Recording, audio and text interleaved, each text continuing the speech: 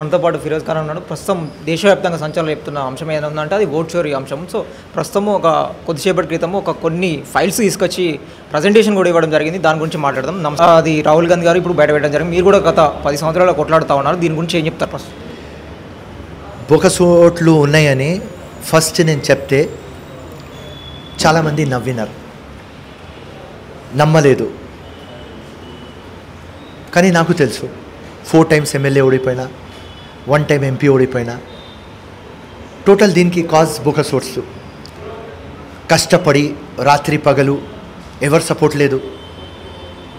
Bogus ఓట్లో ప్రూఫ్లు తీసిన ఒక హైదరాబాద్ లోక్సభకి ప్రూఫ్లు తీయడానికి నాకు 8 to 9 months అయింది.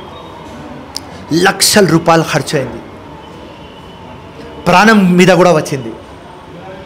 కానీ నేను మార్పు తీసుకువద్దాం, అలిగేషన్లు చేస్తే బాగుండదు, ప్రూఫ్లు తీసుకువద్దాం అని హైదరాబాద్ లోక్సభ ఇంకా నాంపల్లి 2 ప్రూఫ్లు తెచ్చిన.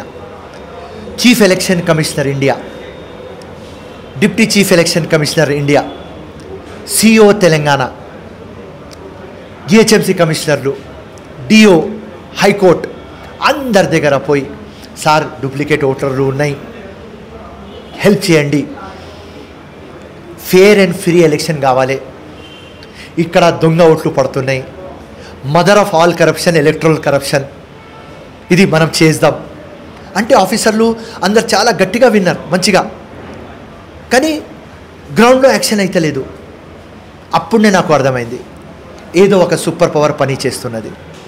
ఇప్పుడు మహాదేవ్పురా ఎగ్జాంపుల్ రాహుల్ గాంధీ పెట్టినారు, బాంబ్ పెట్టినారు. ఆ బాంబ్కి 6 months అయింది ఒక ఎంపీ కాన్స్టిట్యువెన్సీకి. మీరు అర్థం చేసుకోండి, రాహుల్ గాంధీ ఉన్న తర్వాత, కర్ణాటకలో మన గవర్నమెంట్ ఉన్న తర్వాత 6 months అయింది. సో మాకు ఎవరు సపోర్ట్ లేదు, మేము ఆ ప్రూఫ్లు తెచ్చినాం. ఆ ప్రూఫ్లు తెచ్చి ఏం చూపిస్తున్నాం, ఇదే ప్యాటర్న్లో బీజేపీ చేస్తుంది. ఇలా అసదుద్దీన్ బీజేపీకి బీ టీమ్. సో అసదుద్దీన్ ఏ ప్యాటర్న్లో చేస్తాడు, సేమ్ బీజేపీ కూడా చాలా ప్లేసెస్లో, అన్ని ప్లేసెస్లో కాదు, చాలా ప్లేసెస్లో ఇది చేస్తుంది. సో మా ముఖ్యమంత్రికి ఏం రిక్వెస్ట్ అంటే, మీరు ఒక కమిటీ వేయండి, సీనియర్లకు వేయండి, నా తరఫు నుంచి నా ఎక్స్పీరియన్స్ షేర్ చేస్తా, దొంగ ఓట్లకు ఎట్లా పట్టుకోవాలి. ఎందుకంటే ఈ దొంగ ఓట్లకు పట్టుకుంటేనే రాహుల్ గాంధీ ప్రధానమంత్రి అవుతాడు. సింపుల్. బీజేపీ ఏం పని చేయదు, కానీ ఎలక్షన్ బై ఎలక్షన్ గెలిస్తేనే వస్తున్నది. మనకు మైండ్లో ఏమున్నది, అరే హిందుత్వ ఉన్నది, పన్నా ప్రచారకు ఉన్నది, అరే వీళ్ళు పని చేస్తున్నారు, గట్టిగా గ్రౌండ్ మీద ఉన్నారు, చేస్తున్నారు. దానిలో యాడెడ్ ఏమున్నది, మేజర్ ఏమున్నది, ఈ బోకస్ దొంగ ఓట్లు ఉన్నాయి. ఈ దొంగ బోకస్ ఓట్ల గురించినే ఇవాళ రాహుల్ గాంధీ వాయిస్ రేస్ చేస్తున్నారు. ఇప్పుడు దాకా నేను నా సింగిల్ ఫైట్, ఇప్పుడు ఏం ఫైట్ అయింది, ఇది టోటల్ ఆపోజిషన్ మొత్తం ఇండియా మేల్కున్నది కాబట్టి. అండ్ ఇవాళ మీ ఛానల్ ముందు చెప్తున్నా, ఇది పొలిటికల్ ఫైట్ కాదు, ఇది ఇది ఇది సేఫ్ కాన్స్టిట్యూషన్, ప్రొటెక్ట్ కాన్స్టిట్యూషన్, ఇది మన fight. So fundamental principles, 1% 1 vote, లంగా దొంగ ఓట్లు పడవద్దు, ఎవరైనా గెలవని, ఆ దేవుడి ఇష్టం, ప్రజల ఇష్టం, కానీ ఫేర్ ఫ్రీ ట్రాన్స్పరెంట్ ఎలక్షన్ కావాలి. ఇది అయితలేదు. సో టోటల్ కలూడ్ అవుతుంది BJP with election commission of India. ఇదే మేము ప్రూఫ్ చేయడానికి సిద్ధం. ఏదైనా అఫిడవిట్ సైన్ చేయాలంటే నేను చేయడానికి సిద్ధంగా ఉన్నా. ఎందుకంటే నేను ఎమ్మెల్యే గెలవలేదు, లోక్సభ గెలవలేదు, నా దగ్గర ప్రూఫ్లు ఉన్నది, నేను దేనికోసం సిద్ధంగా ఉన్నా. అండ్ నాకు టోటల్ నమ్మకం ఉన్నది, బోకస్ ఓట్ల టైం వచ్చింది, దొంగ ఓట్ల టైం వచ్చింది. ఇప్పుడు రాహుల్ గాంధీ చెప్తుంది 110% కరెక్ట్. ఇప్పుడు అక్కడ తీసుకొచ్చారు కదా మీ ఫైల్స్, అంటే దాదాపు 100 నుంచి 150 వరకు ఉంటాయి. మొత్తం ఎన్ని లక్షల ఓట్లు అవి సంబంధించి? హైదరాబాద్ లోక్సభలో more than 6 lakh voter bogus హైదరాబాద్లో, అది నాంపల్లిలో 1 lakh బోకస్. సో ఎలక్షన్ కమిషన్కి నేను చాలా టైం చెప్పిన, ఈ బోకస్ ఓట్లు తీయండి.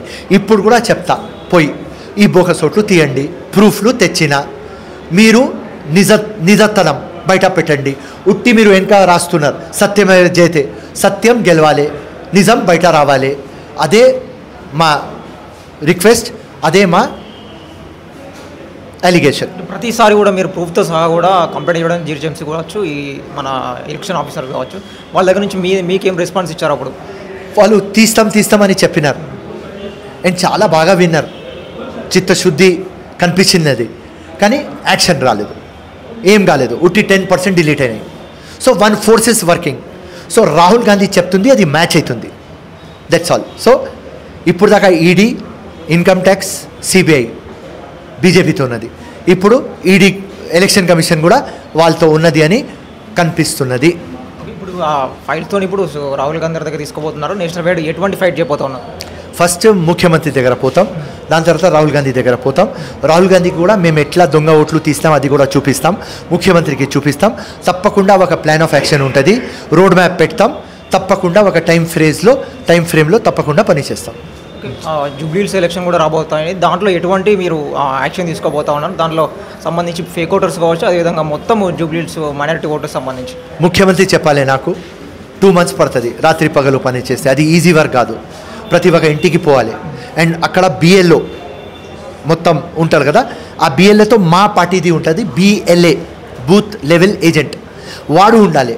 ఉంటే 24/7 పని చేస్తే 2 months అవుతుంది. సో ముఖ్యమంత్రి ఏం చెప్తే దానికి ఫాలో చేస్తాం, ఇమాందార్ వర్కర్ కాబట్టి. అండ్ జూబ్లీహిల్స్ ఎలక్షన్లో మేము కూడా కమిటెడ్ లీడర్, మేము కూడా హక్దార్, తప్పకుండా టికెట్ ఇస్తే గెలిచి వస్తాం.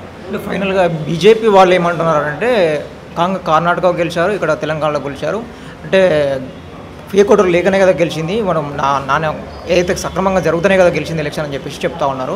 కేవలం విమర్శలు మాత్రమే, జస్ట్ ఏదో ప్రాపగండా క్రియేట్ చేసుకోవడం కోసం అని చెప్పేసి బీజేపీ వాళ్ళు విమర్శిస్తూ ఉన్నారు. దాని గురించి ఏమంటారు?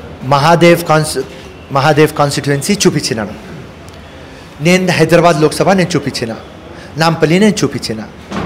ఇది టిప్ ఆఫ్ ద ఐస్బర్గ్, ఇది స్టార్టింగ్. టైం రాని ఎక్కడెక్కడ లంగా దొంగ ఓట్లు తీస్తాం చూపిస్తాం, ఇది స్టార్టింగ్. సో స్టార్టింగ్లో ఎక్కడైనా మేము రాంగ్ ఉంటే చెప్పండి. సో ఇది అవగాహన రావాలి, ఇది ఒక కొత్త సబ్జెక్ట్, ఎవరికి అవగాహన లేదు దీని మీద. ఎట్లా బోకస్ ఓట్లు అవుతాయి, వాళ్ళకు ఎట్లా పట్టుకోవాలి, దీని మీద అవగాహన లేదు, దీనికి తెలియదు. మాలాగా క్యాండిడేట్లు పోయి మొత్తం ఎక్స్ప్లెయిన్ చేసిన తర్వాత 1-2-3 months తర్వాత మొత్తం గ్రౌండ్లో సిచ్యువేషన్ డిఫరెంట్ ఉంటుంది. జై హింద్, జై కాంగ్రెస్.